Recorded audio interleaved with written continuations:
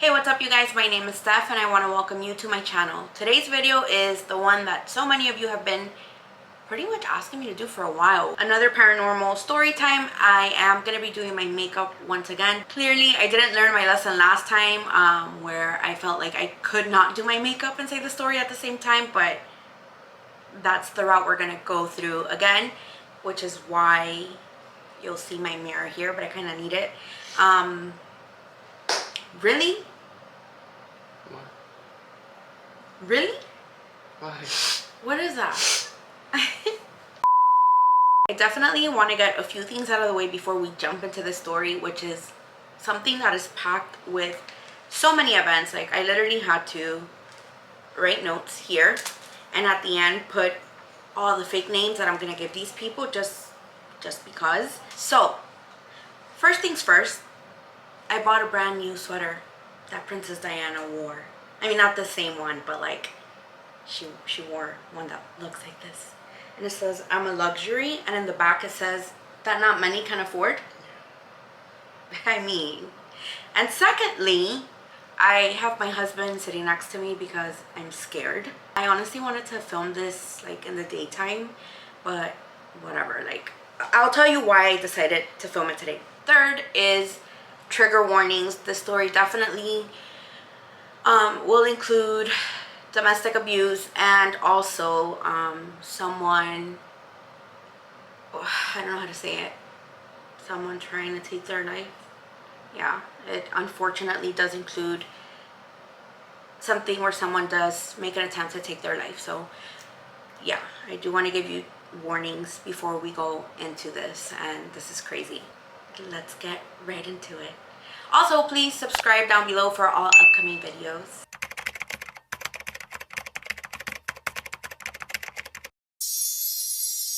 Okay, the reason why I decided to do the story today as opposed to like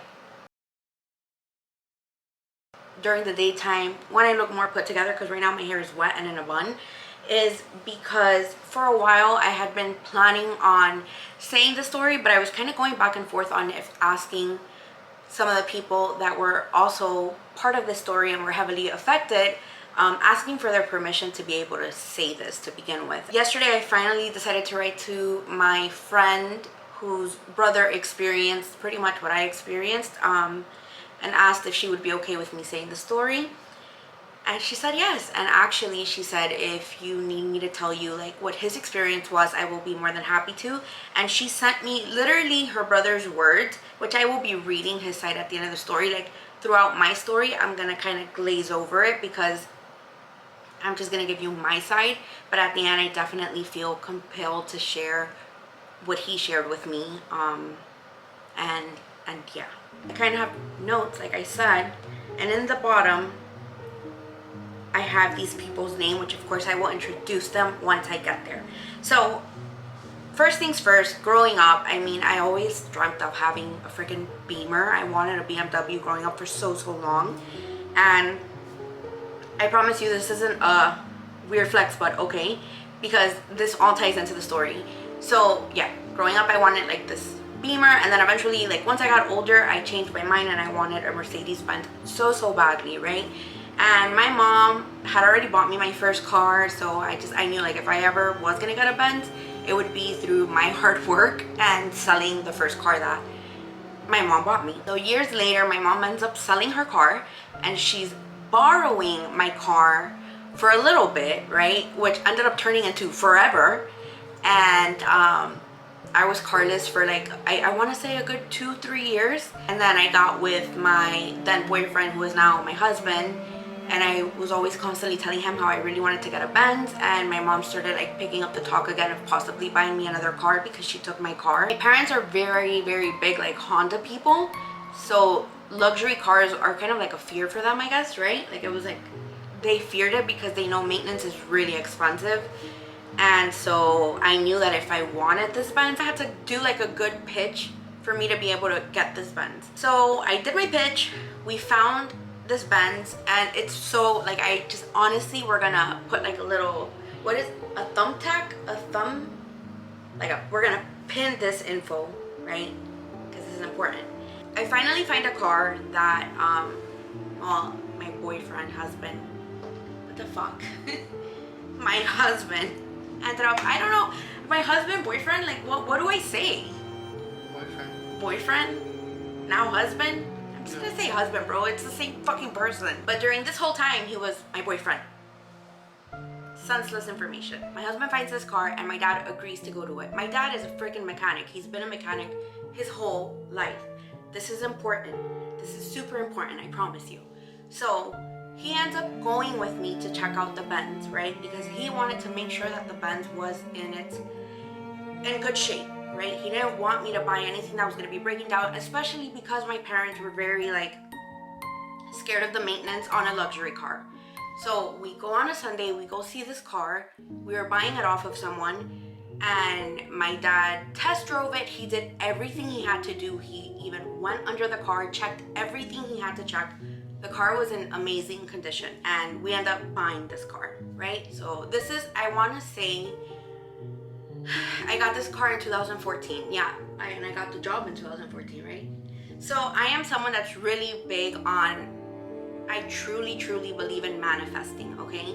So I remember that I had bought this Hermes journal. Dude, I'm never gonna do my makeup. I'm never gonna do my makeup at this point. I know a lot of people do like those, what are they called? Vision boards? Yeah. I take a different approach, which is I will usually screenshot whatever it is that I want to bring to life. Not to life, sounding like the damn Life Size, the movie. Whatever it is that I'm after, I like to either write it down, and at the time I wrote it down in this Hermes journal, and quick flex. I wrote it down in a journal, right? And the things that I wrote down there were, I want to get a Benz and I want to work for the Kardashians. Now, I was pretty fresh out of college at the time, and I knew that I wanted to work in fashion. And at the time, I mean, not saying that they're not now, because they're still very big and popular, but I had told myself in my head that the way I would get far in the fashion industry is if I worked for I wanted to work in the boutique so I could have their last name in my resume, and I figured that would help me get further along in like the fashion industry. Those were the two things that I really wanted to happen for me, and they ended up happening. I'm lying. No, the car happened in 2013, 2012. I had it in 2012. I had it for 2 years when everything happened. I ended up getting the Benz first, and then 2 years later, I ended up getting the job at Dash. I don't know, it was like straight up miracle, but I got the job at Dash and I was so excited. And I started working on a Sunday, never forget. When you go into a brand new job, it's almost like, especially a job that's been open and they already have a team, the team is like a family. You are kind of coming into their world. So it's nerve-wracking. It's almost like the first day of a brand new school. It's weird, you know? This was a small boutique with 6 people. So, you know, it was even harder because they had a bond and here I was coming in. So that Sunday, I spent it very to myself, very quiet, and I worked it with 2 people. So I worked it with, I'm gonna name this girl Debbie, right? Because Debbie rhymes with DB, as in that bitch, and I fucking hate her. So, we have Debbie. Then we have, what the hell did I say? I have their names written down. Also, I want to say one thing, like, I don't want to say I wish bad on this person. I don't wish anything. Like, I don't care what happens to her, good or bad. I don't really give a damn. But if she ever comes across my video, that's for you. So, anyways, sorry. What was I saying? Before I was being so messy and hateful. Yeah, I start my first day and my shift is with this one girl named Debbie and this one girl that we're gonna call Jenny. Also, the story is gonna be a little everywhere. I did once film this story and I said it and I posted it on YouTube, but this was before I found out the ending, the true ending of the story. So I feel like my story was a little all over the place, and I'm trying my best for it not to be a little all over the place right now, but it may be, and it's just because I'm trying to cram up so much stuff in one video to not keep you waiting. So yeah, I'm very to myself, I'm very quiet during this shift. And then towards the end, Debbie, I remember she was sitting by the cash wrap and I was on the rack next to the cash wrap, and she looks at me. I know that she was looking at me. All I kept doing was talking to myself. I was like, you know, it's your first shift. First shift suck because I don't already know them. They don't know me. They don't know my intentions. You just don't know, like, the new person that's coming in. Are they gonna be the right person for the bond that you already have? Or are they gonna come and ruin the bond that you have? So I understood all that. So I was just trying to keep myself company. She was in the middle of a sell. She was so good. Debbie was like really good at selling, and she gives me the sell. She was adding on so many things to this transaction, and she was giving it to me, and I thought that was really, really nice. And then she started talking to me. She's like, oh, like, what's your name? How old are you? What did you work at before here? Small combo. And I thought she was really, really nice, and I thought it was really nice of her because I was in the shift for 8 hours, and it wasn't until 4 that she started talking to me. So I got there like at 9. So work like 9 to 5. I got there at 9, and it wasn't till 4. 9 to 5. Yeah, 9 to 5, 9 to 6. It wasn't until 4 that she spoke to me. Like, clearly, like, almost at the end of the shift. Debbie is talking to me, and then Jenny comes in, which is she was one of the youngest ones in the group. She comes in, and we're all talking, but it's very small talk, like super small, very like, yeah, like, where are you coming from? Yeah, whatever. How did you get this job? And I was getting to know about them. And that was that was the shift. The end. So I go back a few more times. At this point, they were trying to make me full-time, but they were training me, so they were making me come. I think it was like one day yes, one day no, one day yes. Once I go on my second shift, I was getting a feel of everyone, and I was like meeting everyone. So it was all girls, and then we worked with this one guy, and I'm gonna call him James. And James and Jenny are siblings, right? They were really young. I think Jenny she was like an OG Dash doll. Like, she started working with the boutique when the boutique opened. Then she brought her brother along. So they were working there together, and they were really, really good. Like, you could tell that they had this mindset of they were trying to get places while they were working there. The thing about James is that he was the only guy in an all-girls store. And this is a store where a lot of women came in, right? So he was really clever with knowing his strong points, I want to say. Like, he knew he was like a top seller because he knew exactly what he needed to do to be in that position. So being that he was the only guy, a lot of times he used to pick out dresses for girls. They would try them on, and he knew exactly how to compliment them, what to throw in the compliment, and they would buy the dresses. Like, it did not matter how much the dress cost. He was selling left and right. He was really, really good at that. And he was aware of that, right? Jenny, I honestly feel like when I came in, she was leaving to LA for a bit to intern. I think she was gonna work like closer with the sisters or something like that. So I know that she was coming, but I knew that she was leaving within weeks. I didn't really get to know her that well. And yeah, so all this happens. She ends up leaving to LA, and they start giving me her hours. No, actually, when I got hired, I was supposed to be part-time. She leaves to LA, so Jenny leaves to LA, and they give me full-time, and they make me a key holder.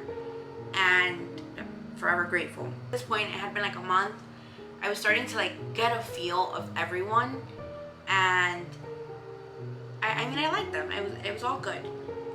But Debbie, one day, I remember that she was always constantly talking to me. Like, she was like really, really nice. Debbie and I were becoming really, really close, right? Like, she was the person that I spent most of my shifts talking to. Like, if I ever worked a shift with her, then I was happy because she was the only one that would go out of her way to really try and make me feel like I was part of the group. One day, so it was Debbie, James, and myself working, and we had to like restock the store. And so her and I go to the back room, and we're talking about a lot of things. She starts telling me like how she lost her sister, which tugged at me because I had lost my sister not that long ago, like, well, not long before that time, and it was something that I was really, really struggling with. So hearing about someone who had experienced something so similar to what I experienced, like losing your sibling, it was like, whoa, you know, this person is like such an amazing, like this is my person. We're gonna get each other because we've been through like similar traumas. Unfortunately, we're in the back room and we're restocking the store, and she starts telling me how she feels that James is so lazy and she can't stand how lazy he is, right? And I was like, oh, like I don't really know how this works. I do my job and then go home. She leans up against the wall, right? And she's like talking to me about James. And she says, I don't really remember the conversation. What I do remember is this. We're gonna be like thumbtacking. I believe that's what it's called, a thumbtack. We're just gonna be pinning a lot of information, right? She says to me, don't worry. I am gonna make sure that they get rid of him because he does nothing. And when she said that, like, swear, I think like all the hairs on the back of my neck stood up because I was like, you seem really sure. But I didn't think anything of it. I was like, oh, whatever is their beef, I don't really care. And she asked me, yeah, this is important too. She asked me, what's your zodiac sign? And I don't really know about any of those things. I don't care about astrology. I don't care about any of that. But she asked me what was my sign, and I said Aries, and she said, oh, me too. Like, we're really gonna get along. Like, we're gonna be best friends because we're pretty much the same person. I could read your aura. You know how people, have you ever heard of that? You know there are people that you walk in the room and they can read your aura, like your lights. I believe that's how it is. Like, correct me if I'm wrong. Like, there's a light around you, and the color, depending the color, like a person knows the person that you are, kind of person, what kind of energy you have. So she said that to me. She pretty much pitched that, like how she could read my aura, and I was like, what the okay. She's like, you're a very kind girl, like you are, she was pretty right on too, to be honest. She was like, you go after what you want, you work really hard. I don't know, she told me a bunch of things and I was like, damn, she's good. She's a psychic too, like, wow, this girl's packing a lot. We started becoming really, really close. Like, we were super cool. But our friendship was very toxic from the start. It was very hot and cold. Like, we would get along and all of a sudden we would hate each other. And it was always at the same time, like we were in sync.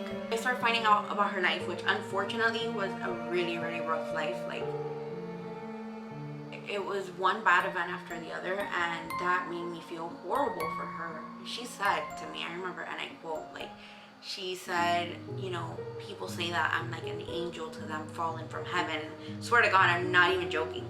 She said that to me and I was like, oh yeah, like I think you are. And I feel like it was because maybe she had been through so much that she just, I don't know, like had so much kindness in her heart from, I don't know, like losing so much. Like the way she lost her sister was freaking horrible. And again, I'm not gonna say that story because that is not my story to tell. Like, I'm not here to speak on it, but I will say that it was really, really tragic. It was awful. I remember thinking to myself, like, how do you cope with that? How does one get past that? So that did make me feel really, really bad for her. And I had this like weird appreciation for her because one, like I felt bad for what she was going to, like what she was going through, but two, like she was trusting me so early on, and I felt like, oh, I need to guard her secrets and protect them because why is she telling me all these things? One day I come home and I'm talking to my mom about her and I'm like, oh, she's like the best, she's so nice, she like looks out for me, she gives me sales, she's like this amazing person, and I'm so lucky and so blessed that I have her on my side because the other ones aren't that warm with me, they're not the nicest, and she is, and I just appreciate that. And my mom said to me, like, you need to be really careful with her, you cannot trust her. You know what they say, like when your mom tells you something, and this was the first time my mom was hearing about this person. When your mom tells you something, just listen, because that mom instinct is a real freaking thing. Like that, it's legit. My mom tells me that and I was like, you're just a hater. I've had bad experience with friendship, like bad experiences with friendship that I felt like my mom was coming from a place of, I don't want what happened to me to happen to you. That's how I thought of it. I didn't ask my mom further questions. I was just like, hey mom, like you're so annoying. Okay, so that happens. When her and I would talk about our trauma, she starts bringing in the fact that her grandma is a psychic and she can read people and she does magic. Just magic, not black, not white, just magic. She does magic and she can help you and she can read your future and all this and that. I always used to tell her that I was scared of all that like psychic stuff. It's not something that I care to know about. I don't need to know my future. thank you. But she was always trying to get me to go to her grandma, and I was like, no, I'm scared. Like, I don't want to know my future. I don't want anyone knowing anything about my life, because I just didn't feel comfortable with some strange ass lady looking at me and being like, oh, you've been through this, this, and this, right? So I was like, no, I'm good. But she always spoke about that, and she always tried getting me and James to go to her grandma. Unfortunately, James would end up going to her grandma. A few weeks later, a new girl starts at work. And you know what's the worst part about this girl that started at work? I'm gonna name her Leslie. The thing about Leslie is Debbie is the one that got her the job. And that is gonna backfire, and you'll see why. So Debbie comes in, and she is like a lot older than all of us, but she is like this go-getter. She's so funny and so stylish. Like she was like confetti in a bottle. And her and I hit it off right away because she was just so funny. Like, I don't know, I loved her. And her and I start becoming close, and Debbie does not like this because I feel like Debbie liked the fact that I needed her and she wanted Leslie to need her, but we couldn't be tight. Like, Leslie and I couldn't be close. We needed to be close to her. Eventually, like, it starts getting really obvious that Leslie and I are becoming really close. Like, I no longer care about Debbie. I was starting to be, I'm someone that's very, I don't know, like, I am gullible, I do want to say that, but sometimes I like to just sit back and watch a person, right? Because like, I feel like actions speak louder than words, and if you sit back silently and you watch a person be, you will know exactly who they are. And I was starting to have off feelings about her because, especially when I became really close to Leslie, I started just noticing that she was very territorial, and I didn't like that. So whatever, at one point, all this is happening, right? And I'm becoming closer to Leslie, and I'm starting to notice like something ain't right up there with this girl, like with Debbie. There's like one or two screws that are loose up there. Little by little, I start realizing that I'm coming to my shifts and no one's talking to me at this point. Like, no one. It's almost like they all hate me. And I didn't understand why. Like, they spoke to me if they really needed to, but other than that, like, they wouldn't even look my way. And Leslie wasn't talking to me either. And every time I would ask her something, like, we would fight. Like, she would get so aggravated with me. And I didn't understand what the hell was happening. And this was like this for a while. Of course, with it being like this, the only person that I had to turn to was Debbie, and she was the only person that was my friend. Well, everyone was pretty much like hating me, and I didn't understand why, because I knew I didn't do anything to any of them. One day, it was like a closing shift that I had. So put it like this: any shift that I worked, it was always with Debbie in the way. So like, if it was like, I don't know how to put it, like if I worked a closing shift, then Debbie and Leslie would have worked an opening shift, or vice versa. Like if I worked an opening shift, Debbie and Leslie were working the closing shift, and they were becoming really close. But one day, by some sort of miracle, I ended up closing with Leslie by myself, and all of a sudden, like, it was just really quiet. The store was kind of dying down, well, the traffic, and her and I start talking, and I'm like, what is going on? Like, why are you acting weird with me? And so she says, well, because I heard that you were talking shit about me, which I wasn't. I never had. And I'm like, who the hell told you this? And pretty much we start comparing stories, and we find out that there's one name that keeps coming up in all of our stories, because Debbie did also tell me that, I almost said her real name. Debbie did also tell me that Leslie was talking smack about me, which also fueled into a lot of our fights. Like, anytime I would ask Leslie something and she would be so snappy, or sometimes she would ask me and I would be snappy with her. And so we start sitting down, we compare stories. I am livid, I'm pissed. Like, the next day I come to work and I choose violence. Not really, I just didn't speak to Debbie. Then we had an event, like we were launching a new clothing line or something like that, and the designers came to the store and we did this huge event. I remember for that event, do you remember how they made me Google like event planners and stuff like that? And it's because of me that we got the photo booth. Like, I negotiated with the photo booth people so they could like do it for free. And I think, what else did I do? I pretty much planned the whole event, by the way, right? Like, I pretty much called people, and I knew how powerful the Kardashians' name was, and so I would name drop it all the time, and it got us a lot of like free shit. So I pretty much helped a lot with that event. So we ended up getting this photo booth, thanks to me, bitch. We thought we weren't allowed to take pictures. A lot of my friends actually went to this event. We're working at blah blah, and we thought that we weren't allowed to take pictures in the photo booth. The store director said, yeah, you guys are more than welcome to take pictures. So we took a lot of pictures. The next day, I was mad. I already kind of knew what Debbie was about, but I did take pictures with her. The next day, Debbie started sending me all the pictures and all the videos that the person who owned the photo booth had taken of her and I. Well, we took pictures together. I don't think I have those pictures anymore. I threw them out, right? Yeah, well, good. We don't need garbage here. She sends them to me and I don't respond. And you know, like, have you ever felt like when you do some fucked up, grimy ass shit, your conscience is guilty for you? And you're always like on edge. Like, you know that you've done something fucked up, and you know that there's the possibility that someone finds out of what you did, so you're always like on edge. So I could feel that she always walked around like that, because I think she knew that at one point, whatever she was doing, she was just gonna do a little too much of it, and everyone was gonna sit down and be like, what the hell is happening? She comes in and she's like, hey, like, did you get the pictures that I sent you? And I said, yeah. And she's like, well, why didn't you text me back? And I was like, I don't know, I was busy. And she just said, oh, okay. And that was that. But later on, she would tell me that she knew that I was pissed at her, but whatever. Anyways, in the middle of this, like, she continuously tells me how she is gonna make sure that James gets fired, right? This is like a thing. Like, she continuously tells me this. Well, guess what, bitch? One day, I was off. It was a Thursday. They sent a chat to the group, and they I think it was something like, James, why did you leave the store open? And then the manager also sent this video of a big wine glass near our like register computer filled, and she was like, who left this here? And unfortunately, it was James who left it there. And the next message I got, like a few hours later, so I wasn't there at work, but this is all happening through the group chat. A few hours later, they remove him from the group chat and let us know, like, hey girls, like, James is no longer working with us.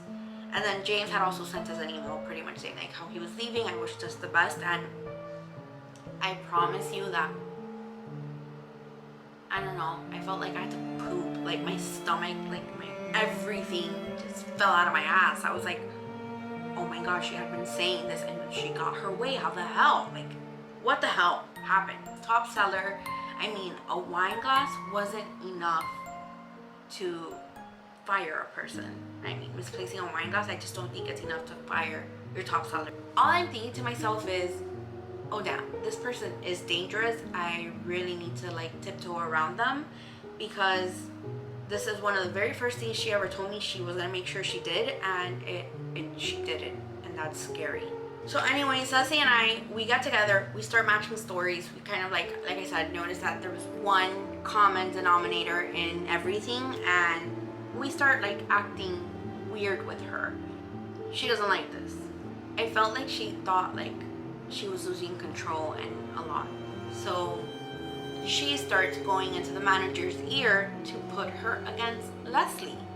And she comes up to me and says, I'm gonna make sure that they get rid of Leslie. And I'm thinking to myself, them getting rid of James can't be a coincidence, but if they get rid of Leslie, then I'm gonna be shaking in my boots. 2 weeks later, they get rid of Leslie. No cap, no joke. Swear to God, I'm not even making this shit up. Once that happens, like, I felt like it sealed my fate. Like, I knew she would come up to me and tell me that she was getting rid of one person, and it happened. She came up to me again and told me she was gonna get rid of another person, and it freaking happened. I was next, obviously. So I was like, you know, be on your best behavior. Just be her friend and kiss up to her, because you don't want to be next, you know. I didn't want to get fired from this job, and I loved it, you know. I got the hang of it really fast. I was learning about the designers. There were a lot of up and coming, and it was just a cool experience overall. I did not want to fucking lose this job. I did not. After Leslie leaves, like, things with Debbie and I are getting really bad. Like, it was to the point where the store was divided, and at this point we get an intern coming in. Her name her Jamie. Her and I become like this till this day. Like, we're really close, and I was so thankful because at the time, like, my whole team was divided. I feel like this is becoming more of a toxic friend story time instead of a paranormal, but I promise you creepy things will happen. Now this intern comes in, and she was really my only ray of hope, and a lot of the times, like, she would come in the weekends. So I was always feeling so because it's only like 6 people, so our shifts were always us seeing each other every day, and it just sucked because everyone didn't like me and I didn't know why. Amy would come in on the weekends, and it was the only time that I felt like I could breathe, like I just felt okay. And then I started telling her little things like, oh, this person's not that great, you know, you need to be really careful with her. But again, like, Jamie was someone who was very she wasn't dramatic, and she was friendly with everyone, whatever. Like, I love that. It was like a breath of fresh air. In the middle of this, I don't know what the hell happened between Debbie and I don't remember what led to this, but she was really pissed off at me one day, and I knew it because I think we kind of got into it. Her and I, we had an argument. I leave home. I came back the next day. I remember asking them, like, was she talking smack about me? They told me yes, right? And that was how it was expected. And we were kind of like off and on. Like, this is when shit just like hit the fan, and it was really bad. Well, in the middle of this, in my personal life, I was planning to leave to Disney World. Remember, we were gonna leave to Disney for one day. So it was like my best friend, me, my husband, and her boyfriend at the time. We were all gonna go to Disney World for a day. The day before we go, everything is fine, you guys. Like, I promise you, everything was fine. Next day, we wake up, we were supposed to leave, and my car is not turning on at all. So my dad brings this computer from work that reads the system. The computer picks up on nothing, right? Yeah, nothing. Nothing is wrong with my car, but my car will not turn on for nothing. For nothing. I'm not even making this shit up. And I'm like, what the hell is happening? I'm like freaking out. I was crying because this was my dream car. I didn't understand. I had just got it. It never gave me a problem. All of a sudden, my car is not turning on for nothing in the world. We're looking, driving ourselves insane, trying to figure out what the fuck is wrong with my car. Nothing. The next day it turned on. I was like, okay. I go to work, left, came home, turned on. Then we were trying to go out again. Did not turn on at all. And it stayed like that for 3 days. Then it would turn on for like 4 days, and then it would just stop working. And the weird thing is, my car started flooding inside. Like, one of the last times, like, once it decided that it was done, my car started flooding inside. It was so weird. Like, genuinely didn't understand what the hell was happening. And the worst part is, like, we took it to like a Benz dealer too. Not a dealer, the Benz mechanic. They couldn't find anything wrong with it. My dad couldn't find anything wrong with it. You know, I'm thinking, what the hell? Back and forth with my car. This was like a unexpected shit that happened. Like, it got so bad, guys, that one day my car just literally gave up on me, and my husband was like, we're gonna rent you a car. And I remember he said it was a Monday. He's like, we're gonna rent you a car, and by Thursday we're gonna have you in a new car because I'm not dealing with this ish. Yeah, just like that, it happened. Like, we rented a car, and by Thursday I was out of the lot with a new car, which in hindsight was great because it was another Benz. Anyways, so yeah, my car just died. It completely died, and that was that. And it just started flooding. Like, anytime it would rain, the car would get wet, but it was wet inside.